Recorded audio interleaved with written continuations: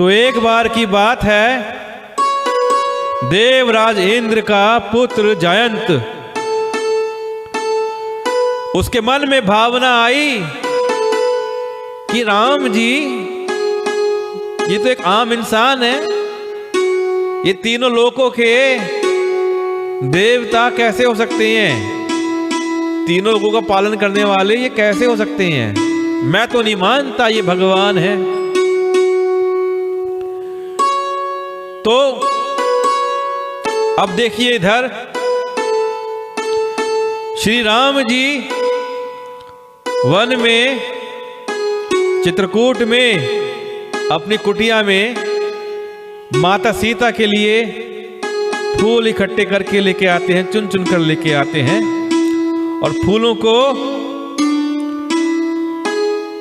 तरह तरह से सजा सजा कर गहने बनाते हैं और उन गहनों से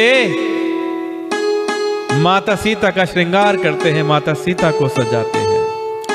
लक्ष्मण जी वहां नहीं है, लक्ष्मण जी वन में गए हुए हैं और श्री राम जी माता सीता के लिए फूलों से गहने बना बनाकर सीता माता जानकी की सेवा में है।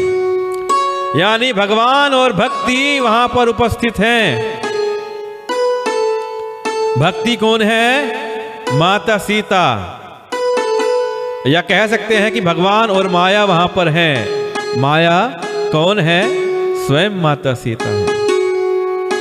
तो श्री राम ने अपने हाथों से फूल चुन चुनकर माता सीता का श्रृंगार किया, उनको गहने पहनाए और माता सीता की गोद में सर रखकर श्री राम जी लेटे हुए हैं। और जयंत माया रचकर कुटी में पहुंचता है और माया से वो क्या बन जाता है? कौआ। तो कौआ बनके जयंत वहां पहुंच गया और वो क्या देखता है? जिसे मैं भगवान समझ रहा हूं, अरे वो तो एक आम आदमी है। किस प्रकार? अपनी पत्नी की गोद में सर रखकर लेटा हुआ है। मुझे तो इसमें कुछ नजर नहीं आता कि ये भगवान है, लेकिन रघुनाथ को सब पता है, तीनों लोगों के स्वामी हैं रघुनाथ जी। अब कौए के रूप धरा हुआ जयंत वहां पे पहुंचता है और जाकर माता सीता के पांव में चोंच मार देता है जोर से। अब जैसे ही उस कौए ने चोंच मारी तो माता सीता के पांव से खून बहने लगा और जब चोंच मारी तो हल्की सी आहा माता सीता ने करी और क्या देखते हैं कि माता सीता के पांव से खून बह रहा है और वो उस कौए को पहचान जाते हैं। अरे ये जयंत माया रचकर यहाँ पे आया, क्योंकि वो तीनों लोगों के स्वामी हैं, सब जानते हैं, वो सब कुछ बात जान गए। अच्छा, ये मेरी परीक्षा लेना चाहता है। लेकिन आप भगवान को कुछ भी कहिए, भगवान बुरा नहीं मानते। हमारे राघव जी को कुछ भी कहिए, वो बुरा नहीं मानते। लेकिन अगर कोई उनके भक्त को कुछ कहेगा ना तो भगवान जी अत्यंत क्रोधित हो जाते हैं। तब जो उन्होंने देखा कि भक्ति के पांव में रुधिर बह रहा है, खून बह रहा है, प्रभु को क्रोध आ गया। भक्ति कौन है? माता सीता।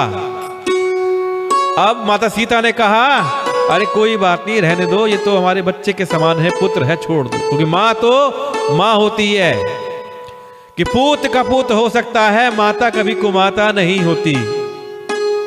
तो भैया माता सीता ने रोकना चाहा, लेकिन प्रभु क्रोधित हुए कि भैया भक्ति को चोट कैसे पहुंचा दी। तो वहां पे जो चटाई बिछी हुई थी उसमें 2 सीख निकाली, जिन्हें हम कुशा बोलते हैं। दो सीख निकाली, एक से धनुष बनाया और एक से बाण बनाया। बाण को उन्होंने ब्रह्मास्त्र से अभिमंत्रित किया और छोड़ दिया जयंत के पीछे। अब जयंत आगे आगे भाग रहा है और श्री राम का बाण उनके पीछे पीछे चल रहा है उनको पकड़ने के लिए। आज तो भैया खत्म ही करके मानेंगे। डर से भयभीत जयंत आगे दौड़ा जा रहा है और पीछे उसके बाण लगा हुआ है। जहां जाए वहीं पे पीछे पीछे बाण लगा रहे।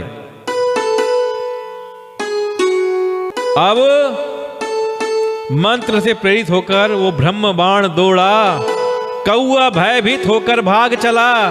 वह अपना असली रूप धरकर अपने पिता इंद्र के पास गया कि त्राही माम हे पिताजी मुझे बचा लीजिए। तो इंद्र ने पूछा क्या हुआ कि ऐसे ऐसे सारी कथा जयंत ने इंद्र को बताई। तो इंद्र ने कहा भाग यहां से, तेरे चक्कर में मैं भी मारा जाऊंगा। भैया तू राम का विरोधी है तो मेरा भी विरोधी है, जाओ यहां से जाओ, तुझे मैं नहीं दूं, तुझे रख लूंगा तो मैं भी मारा जाऊंगा। तब वो निराश हो गया और उसके मन में भय उत्पन्न हो गया, जैसे दुर्वासा ऋषि को चक्र से भय हुआ था। अब भागते भागते वहां से जयंत ब्रह्मलोक पहुंचा, ब्रह्मा जी के पास कि त्राही माम मुझे बचाइए मुझे बचाइए। क्यों भाई क्या हुआ? अरे मेरे पीछे राम जी ने बाण छोड़ दिया है, मुझे बचाइए। तो भैया राम का विरोधी मेरा विरोधी, तेरे चक्कर में मैं भी जाऊंगा, भाई भाग यहां से। तो ब्रह्मा जी ने भगा दिया और फिर वहां से निकाला तो पहुंचा शिवलोक। शिवलोक में शिव जी हैं। वहां पर भी वही कहानी, क्या हुआ? मेरे पीछे बाण लगाए, मुझे बचाइए मुझे बचाइए, त्राही माम त्राही माम त्राही माम। तो फिर शिव जी ने भी क्रोधित होकर कहा भाग यहां से, मैं तेरे पीछे त्रिशूल छोड़ दूंगा। तो राम जी का विरोधी है तो मेरा विरोधी है। इस प्रकार समस्त लोकों में थका हुआ भय शोक से व्याकुल होकर जयंत इधर उधर भागता फिरा और किसी ने उसे बचाने की बात तो दूर, किसी ने उसे बैठने तक के लिए नहीं कहा। श्री राम जी के द्रोही को कौन रख सकता है?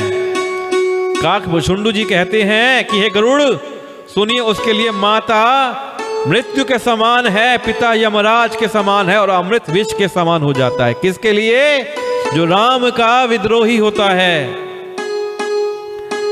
और उसके मित्र सैकड़ों शत्रुओं की सी करनी करने लग जाते हैं। कौन? जिसके राम जी, जो राम जी का विद्रोही होता है। देव नदी गंगा जी उसके लिए वैतरणी यमपुरी की नदी हो जाती है। हे भाई, जो राम जी का विद्रोही होता है उसके लिए गंगा जी भी यमलोक की नदी बन जाती हैं। सुनिए, जो श्री रघुनाथ जी के विमुख होता है समस्त जगत उसके लिए अग्नि से भी अधिक गर्म जलाने वाला हो जाता है। नारद देखा बिकल जयंता लागी दया कोमल चित्त संता। पठवा तुरत राम पही ताही कहेसी पुकारी प्रणत हित पाही। अब भाई देखिए संत का चित्त कैसा होता है। रास्ते में कौन मिलते हैं? नारद मुनि मिलते हैं, संत है ना। तो संत क्या करना चाहता है? संत हमेशा भक्त को भगवान से मिलाना चाहता है। तो नारद जी ने जयंत को व्याकुल देखा और उन्हें दया आ गई, क्योंकि संतों का चित्त बड़ा कोमल होता है। उन्होंने उसे समझाकर तुरंत श्री राम जी के पास भेज दिया। क्या कहा कि अरे भैया, राम जी सबको बचाते हैं और राम जी जब तुझे ही मारने वाले हैं तो तुझे कौन बचाएगा? तुझे कोई नहीं बचाएगा, क्योंकि जब पूरा जगत सताए तो सिर्फ राम बचाते हैं और जब राम मारेंगे ना तो कोई बचाने वाला नहीं है। तो यह समझाकर उन्होंने जयंत को श्री राम जी के पास भेज दिया और पुकार कर कहा, हे शरणागत के हितकारी, मेरी रक्षा कीजिए। अब राम जी क्या देखने आए थे? पूछते हैं जयंत से कि हे स्वामी, मुझे माफ कर दीजिए, मैं तो आपका प्रभाव देखने आया था। तो पूछते हैं राम कि देख लिया प्रभाव? हाँ स्वामी देख लिया, मुझे तो कहीं स्थान नहीं मिला, आपका प्रभाव मैंने देख लिया। तो अब क्या देखना चाहते हो, अब क्यों आए हो? मैंने आपका प्रभाव देख लिया, अब मैं आपका स्वभाव देखना चाहता हूं। मैं आपके शरण में आया हूं तो आपका स्वभाव देखना चाहता हूं। तो हे शरणागत के हितकारी, मेरी रक्षा कीजिए। और स्वभाव क्या है श्री राम जी का? शरणागत को क्षमा कर देना। आतुर और भयभीत जयंत ने जाकर श्री राम जी के चरण पकड़ लिए और कहा, हे दयालु रघुनाथ जी, रक्षा कीजिए, रक्षा कीजिए। आपके अतुलित बल और आपके तुलित प्रभुता सामर्थ्य को मैं मंद बुद्धि जान नहीं पाया। तो अब मैंने आपके प्रभाव को देख लिया है, अब मैं आपके स्वभाव को जानना चाहता हूं। तो राम जी ने उसके अपने स्वभाव का परिचय देते हुए जयंत को क्षमा कर दिया। अपने किए हुए कर्म से उत्पन्न हुआ फल मैंने पा लिया। अब हे प्रभु मेरी रक्षा कीजिए, मैं आपकी शरण तक कर आया हूं। शिव जी कहते हैं कि हे पार्वती, कृपालु श्री रघुनाथ जी ने उसकी अत्यंत आर्त वाणी सुनकर उसे एक आंख का काना करके छोड़ दिया, क्योंकि ब्रह्मास्त्र है, खाली तो जाएगा नहीं। तो क्या किया कि उन्होंने उसका वध नहीं किया, उसको छोड़ दिया और जयंत की एक आंख फोड़ के उसको छोड़ दिया। तब से आपको पता होगा कि कौवे की सिर्फ एक ही आंख की पुतली होती है, वो दोनों आंखों से एक ही आंख की पुतली से देखता है। तो आइए आज के पाठ को यहीं विश्राम लेंगे।